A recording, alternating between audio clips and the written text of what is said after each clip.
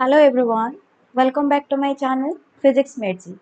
आज इस वीडियो में हम लोग कूलम्स लॉ का जो प्रॉब्लम्स फॉर प्रैक्टिस सीरीज था वो प्रॉब्लम्स ऑफ प्रैक्टिस का क्वेश्चन नंबर 1 से लेके क्वेश्चन नंबर 7 तक कंप्लीट करेंगे। Okay, so let's get started. Here is your first question, that is obtain the dimensional formula of epsilon not. तो हम लोग कैसे करेंगे इस टाइप के क्वेश्चन को? हम लोग कैसे करेंगे, यहाँ पर डायमेंशनल फॉर्मूला दिया गया है और डायमेंशनल फॉर्मूला को निकालने के लिए हमें पहले फॉर्मूला को लिखना पड़ेगा। तो पहले कूलम्बिक फोर्स हम लोग लिखते हैं। कूलम्बिक फोर्स का फॉर्मूला क्या होता है? 1/4 pi epsilon not Q1 Q2 upon R square. अब हम लोग ये काम करते हैं, जो ये लेफ्ट हैंड साइड है, लेफ्ट हैंड साइड में क्या है? फोर्स है, और ये राइट हैंड साइड में क्या है? ये इसका वैल्यू है, ये इसका वैल्यू लिखा गया है। तो dimensionally, if dimensionally this equation is correct, then must the dimension of force is equal to dimension of this equation. Yes और no? So first of all, we know the dimensional formula of force is M1 L1 T minus 2। हमें force का dimension पता है, ठीक। हम लोग एक काम करेंगे, 1 बाय, अब ये 4 पाई एप्सिलॉन नॉट को वैसे ही रखते हैं,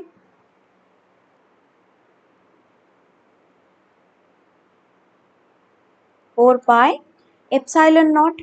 और ये Q1 के लिए, Q1 और Q2 ये दोनों ही चार्ज का है। चार्ज का जो डायमेंशन होता है A1 T1 होता है, क्योंकि ये यहाँ पर दो बार लिखा गया है Q1 और Q2, तो यानी कि इसका स्क्वायर भी लिख सकती हूँ। और डिवाइडेड बाय R क्या होता है? R एक डिस्टेंस है, तो यानी कि L1 करके हम लोग उसको, उसका पावर 2 लिखेंगे, ठीक। हमें चाहिए एप्सिलॉन नॉट का। अब ये 4 पाई तो कांस्टेंट है, इसका तो कोई डायमेंशन ही नहीं है, तो यानी कि एप्सिलॉन नॉट का जो डायमेंशन आएगा वो कितना आएगा? ये वाला टोटल टर्म इधर आ जाएगा। तो ये क्या आएगा? A1 T1 था, पावर 2 था, यानी कि A2 T2 बनेगा, ठीक। अब नीचे क्या था? नीचे था L2, ठीक। और ये यहाँ पर आ गया नीचे M1 L1 T minus 2। Okay, तो अभी क्या करना है? बस इसको सॉल्व करना है। तो अगर डायमेंशन निकालना है तो ऊपर A2 है, T टू द पावर 2 है, ये -2 है, अगर ये ऊपर जाएगा ये +2 हो जाएगा, ठीक। अब M का M नीचे था, ऊपर आएगा तो -1 होगा। अब ये L2 यहाँ पर है, यहाँ पर 1 है, यानी कि L ये बन जाएगा, नीचे बन जाएगा L टू द पावर 3, अगर ऊपर आएगा तो L टू द पावर -3। इसको अगर रीअरेंज करके थोड़ा लिखेंगे तो we will find the final answer as M-1 L-3 T4 A2। This is your final answer. Okay, तो बढ़ते हैं नेक्स्ट क्वेश्चन के और। ओके, क्वेश्चन दिया है, calculate coulomb force between two alpha particles separated by a distance of 3.2 into 10 to the power -15। यानी कि हम लोगों को दे दिया गया है डिस्टेंस, तो डिस्टेंस R कितना दे दिया गया है? 3.2 into 10 to the power -15 metre. पूछ क्या रहा है कि कूलॉम फोर्स निकालना है। चार्ज भी दे दिया गया है, Q1 equal to Q2 equals to alpha particle. Alpha particle का चार्ज कितना होता है? 2 प्रोटॉन के बराबर होता है, ठीक। तो यानी कि हम लोग लिख सकते हैं 2 into 1.6 into 10 to the power -19। अगर सॉल्व करेंगे ये आ रहा है 3.2 into 10 to the power -19 coulomb. तो एक अल्फा पार्टिकल का जो चार्ज है वो कितना है? 3.2 into 10 to the power -19 coulomb. पूछ रहा है फोर्स कितना है। फोर्स का फॉर्मूला हमें पता होता है K Q1 Q2 upon R square. K की जगह वैल्यू पुट करेंगे 9 into 10 to the power 9 into Q1 की जगह अल्फा पार्टिकल, फिर Q2 की जगह भी अल्फा पार्टिकल, तो यानी कि 3.2 into 10 to the power -19 into 3.2 into 10 to the power -19 divided by R कितना है? 3.2 इंटू 10 टू द पावर -15 का स्क्वायर। तो इसको मैं इस तरह से लिख लेती हूँ 3.2, फिर से लिख लेती हूँ ताकि हमें थोड़ा इजी रहे। ये 3.2 कैंसिल, 3.2 कैंसिल। यहाँ से आ रहा है 9 इंटू 10⁻, ये आ रहा है सिर्फ 9, और यहाँ से -38, यहाँ से ये -30 था नीचे, ऊपर जाएगा तो +30 आ जाएगा। तो यानी कि 9 इंटू 10⁻39 -38, तो यानी कि 9 इंटू 10⁻1 यानी कि 90 Newton. This is your final answer. तो बढ़ते हैं नेक्स्ट क्वेश्चन की ओर। Calculate the distance between two protons such that the electrical repulsive force between them is equal to weight of either। तो यानी कि WEIGHT, weight of either। Okay, तो बोल रहा है कि दो प्रोटॉन है, इन दोनों को कुछ डिस्टेंस में रखा गया है। मान लो ये x डिस्टेंस पे रखा गया है, इस तरह से रखा गया है कि इनका जो रिपल्सिव फोर्स है, इसके ऊपर दो तरह का फोर्स लग रहा है कि रिपल्सिव फोर्स लग रहा है एक Fe, और नीचे की ओर लग रहा है mg वेट। ठीक, तो ये बोल रहा है कि ये डिस्टेंस हमें पता लगाना है, जबकि ये Fe किसके बराबर है, mg के बराबर है। ठीक, अब हम लोग क्या करेंगे, फोर्स ऑफ इलेक्ट्रोस्टैटिक क्या है इन दोनों में, पहले उसको डाल लेते हैं K। Q1 Q2 के जगह मैं यहाँ पर P और P डाल रही हूँ, P इंटू P। डिस्टेंस को x लिया गया है, x² is equal to m into g। Okay, तो ये हमें K का वैल्यू पता है 9 इंटू 10⁻9, और ये P होता है 1.6 इंटू 10⁻19 का whole square divided by x² is equal to m कितना होता है 1.6 इंटू 10⁻27, और ये g का वैल्यू कितना होता है 9.8। ठीक, अब अगर इसको हम लोग थोड़ा सा सॉल्व करेंगे तो ये हमारा निकल के आएगा, ये x² का जो वैल्यू है, ये x² का वैल्यू निकल के आएगा 0.014 इतना मीटर स्क्वायर। तो हमें चाहिए था x का वैल्यू कितना हो जाएगा कि अगर इसको 0.014 का रूट ओवर अगर लेंगे तो इसका वैल्यू आ रहा है अप्रोक्सीमेटली 0.00118 इतना मीटर। अगर इसको थोड़ा सा ठीक से लिखेंगे तो ये आ रहा है 1.18 centimetre. Okay, this is your answer. तो चलते हैं नेक्स्ट क्वेश्चन की ओर। How far apart should the two electrons be if the force each exert on the other is equal to weight of electron? एक ही बात है, पिछले क्वेश्चन की तरह ही है। तो ये बोल रहा है कि अगेन अब दो इलेक्ट्रॉन है, इन दोनों को कितने डिस्टेंस पे हम लोग रखेंगे, कितने डिस्टेंस पे रखेंगे ताकि इनके ऊपर जो फोर्स लग रहा है, जो भी इलेक्ट्रोस्टैटिक फोर्स लग रहा है, वो इनके ऊपर जो वेट है उसके बराबर है। तो बात वही है, Fe अगेन mg के बराबर हो जाएगा, बस वैल्यू चेंज हो जाएगा। यहाँ पर K Q1 Q2 का हम लोग लिखेंगे 1.6 इंटू 10⁻19 का whole square divided by x² is equal to m। अब m का वैल्यू कितना डालेंगे 9.1 इंटू 10⁻31, और ये g का वैल्यू हम लोग डालेंगे 9.8। k की वैल्यू अगर डालेंगे 9 इंटू 10⁻9, ये यहाँ से आ रहा है 1.6 इंटू 10⁻19 का whole square is equal to 9.1 into 10⁻31 into 9.8, यहाँ पर नीचे डिवाइडेड बाय x²। अगर x² निकालेंगे तो कितना आ रहा है 9 इंटू 10⁻9, ये टोटल का ऊपर ही रहेगा और ये वाला टोटल जो है ये नीचे आ जाएगा। तो 1.6 इंटू 10⁻⁹ का होल स्क्वायर, ये वैसे का वैसा ही रहा, और ये नीचे आ गया 9.1 इंटू 10⁻31 इंटू 9.8। सॉल्व करेंगे तो आएगा 25.84, और अगर इसका रूट ओवर हम लोग लेंगे, ये अप्रोक्सीमेटली 5.08 मीटर आएगा। And this is your final answer. Okay, तो बढ़ते हैं नेक्स्ट क्वेश्चन की ओर।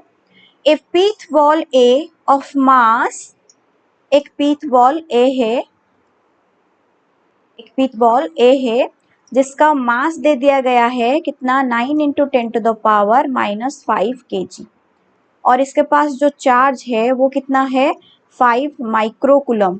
कितना है, 5 microcoulomb. What must be the magnitude and sign of the charge on a pith ball be held 2 centimetre directly above the pith ball. यानी कि इससे 2 centimetre ऊपर की ओर एक पिथ बॉल है बी, जिसको कि यहाँ से लेके यहाँ तक अगर हम लोग देखेंगे तो ये 2 सेंटीमीटर के बराबर है। यहाँ पर एक रखा गया है पिथ बॉल को, such that pith ball a remains stationary. Okay, तो अगर ऐसा कुछ अरेंजमेंट हम लोगों को दिख रहा है तो जाहिर सी बात है इस ए के ऊपर दोनों तरह का फोर्स डाला जा रहा होगा। एक नीचे की ओर तो mg डाला ही जा रहा होगा, ठीक है, ये नीचे आ जाना चाहिए। ये अगर ये नीचे की ओर जो फोर्स लग रहा है, अगर ऊपर उससे खींचने वाला कोई नहीं होता तो ये क्या स्टेशनरी में रहता, ये स्टेशनरी होके नहीं रह पाता। स्टेशनरी मतलब रेस्ट कंडीशन में नहीं रह पाता।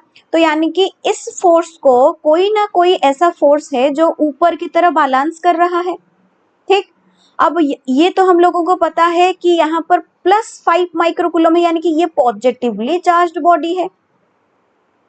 पॉजिटिवली चार्ज्ड बॉडी को उस तरफ कौन खींच सकता है, नेगेटिवली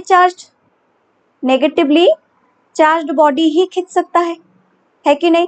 तो ये यहाँ पर बोल रहा था what must be the magnitude and sign of the charge on pith ball A, यानी कि हम लोगों को साइन पता लग गया। अभी साइन क्या है, पिथ बॉल बी का साइन क्या है, नेगेटिव है, हम लोगों को ये पता चल गया। अब ये बोल रहा है कि मैग्नीट्यूड कितना है, मतलब इसका जो Q है ये कितना है। इसको मैं Q1 लिख देती हूँ, इसको मैं Q2 लिख देती हूँ। तो यानी कि यहाँ पर फोर्स ऑफ इलेक्ट्रोस्टैटिक किसके बराबर होना चाहिए, mg के बराबर होना चाहिए। तो यहाँ पर ऐसा ही लिखती हूँ, Fe is equal to Fe is equal to mg। यहाँ पर आएगा mg, Fe equals to mg। तो यहाँ पर Fe के जगह हम लोग लिख सकते हैं K Q1 कितना है, 5 माइक्रोकूलम। 5 इंटू 10⁻⁻6 माइक्रोकूलम को अगर कूलम में कन्वर्ट करेंगे 10⁻6 मल्टीप्लाई करते हैं 10⁻6 बन गया। ओके, तो Q2 हमें नहीं पता चाहिए, Q2 डिवाइडेड बाय 2 सेंटीमीटर यानी कि 0.02 का whole square is equal to, अब ये mg, इसका मास दे दिया गया है, मास कितना है 9 इंटू 10⁻⁵, और ये g का वैल्यू है 9.8। अगर इसको सॉल्व करेंगे तो Q2 का वैल्यू हमारा निकल के आएगा 7.84 इंटू 10⁻12 कूलम। -12 होता है तो उसको हम लोग बोलते हैं पिको। तो यहाँ पर हम लोग लिख सकते हैं 7.584 pico coulomb. This is your final answer. Okay,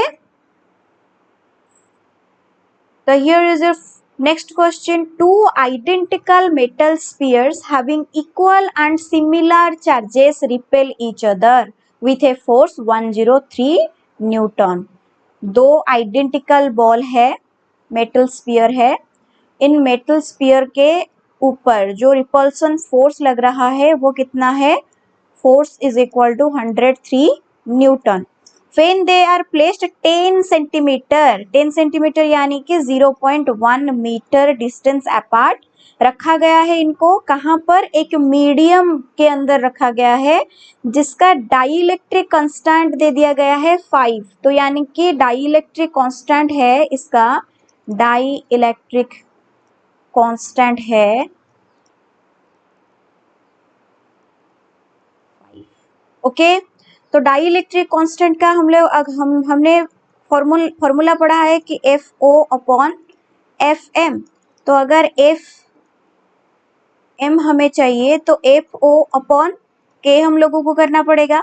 और ये FO क्या होता है? Force of two body in air medium, ठीक है। तो इसका वैल्यू कितना होता है? 1/4πε0 Q1 Q2 अपॉन R², इतना डिवाइडेड बाय K रखेंगे। तो यानी कि हम लोग इस तरह से लिख सकते हैं। अब ये जो FM है, ये FM दे दिया गया है, कितना है? 103 न्यूटन दे दिया गया है। और ये 103 न्यूटन किसके बराबर है? 1/4πε0 into K Q1 Q2 bye R², ठीक, ओके। तो यहाँ पर हम लोग एक काम करते हैं, 103 इज इक्वल टू इतना, ये जो वैल्यू, इसका वैल्यू हमें पता है, ये क्या है? 9 इंटू 10⁹ और ये K का वैल्यू कितना है? 5 है, ठीक। और ये Q1 और Q2 आइडेंटिकल है, यानी कि इन दोनों का चार्ज सेम है। तो मान लो इन दोनों का charge equals to let Q। तो अगर Q है तो यहाँ पर Q² अपॉन ये R के जगह हम लोग लिख सकते हैं 0.1 का होल स्क्वायर लिख सकते हैं, ठीक। अगर इसको हम लोग सॉल्व करेंगे तो यहाँ से Q का वैल्यू निकल के आएगा 23.9 into 10⁻⁻4 coulomb. This is your final answer, okay. तो बढ़ते हैं नेक्स्ट क्वेश्चन की ओर। यहाँ दिया है the distance between electron and proton in hydrogen atom. Electron और प्रोटॉन, इन दोनों के बीच में जो डिस्टेंस है, इन दोनों के बीच में जो डिस्टेंस है वो कितना है? 5.3 into 10⁻⁻11 metre. Determine the magnitude of ratio of electrostatic force and gravitational force between them, okay. Electrostatic force का फॉर्मूला हमें पता है K Q1 Q2 upon R² होता है। उसी तरह से हम लोगों ने क्लास 11th में ग्रेविटेशन भी पढ़ा है, और ग्रेविटेशनल फोर्स का वैल्यू कितना होता है, जिसको हम लोग FG से रिप्रेजेंट करते हैं, G m1 m2 upon R², इतना होता है। तो ये बोल रहा है कि इन दोनों का रेशियो हम लोगों को चाहिए, ठीक है। ये है एक इलेक्ट्रॉन, एक है प्रोटॉन, और इन दोनों का जो फोर्स है उसको हम लोगों को पहले निकालना है। तो पहले हम लोग क्या करेंगे, हम लोग पहले इसका इलेक्ट्रोस्टैटिक फोर्स निकालते हैं। इलेक्ट्रोस्टैटिक फोर्स निकालेंगे, K की जगह हम लोग डालेंगे 9 इंटू 10⁻⁹, ओके। Q1 की जगह क्या डालेंगे? 1.6 इंटू 10⁻⁻19, और P की जगह भी 1.6 इंटू 10⁻⁻19 डालेंगे, ठीक। डिवाइडेड बाय इन दोनों का जो डिस्टेंस है वो कितना है? 5.3 इंटू 10⁻11 का होल स्क्वायर, ठीक। अब ग्रेविटेशनल कांस्टेंट कितना आ जाएगा? ये यहाँ पर G लिखा है, G की जगह हम लोगों को दे दिया गया है, G कितना है? 6.67 इंटू 10⁻11 इंटू, अब ये दोनों का मास यहाँ पर मेंशन किया गया है, मास ऑफ प्रोटॉन और मास ऑफ इलेक्ट्रॉन। यहाँ पर m1 m2 लिखा है ना, तो m1 m2 की जगह हम लोग क्या डालेंगे? mp और me। तो यानी कि 1.67 into 10⁻27 into 9.1 into 10⁻31 divided by 5.3 into 10⁻11 का होल स्क्वायर। अगर इन दोनों का हम लोग यहाँ पर रेशियो निकालेंगे, तो अगर FE डिवाइडेड बाई FG करेंगे,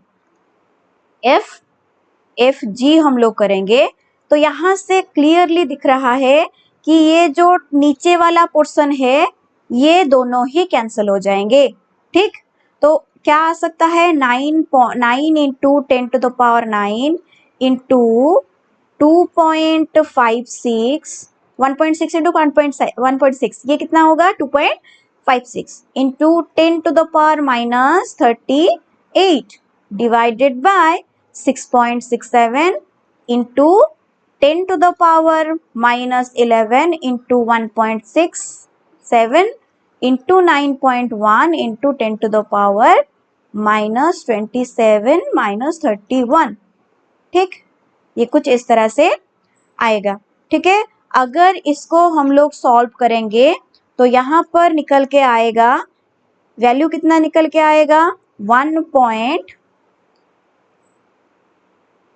ये निकल के आएगा 2.27 into 10 to the power 39। This is your answer.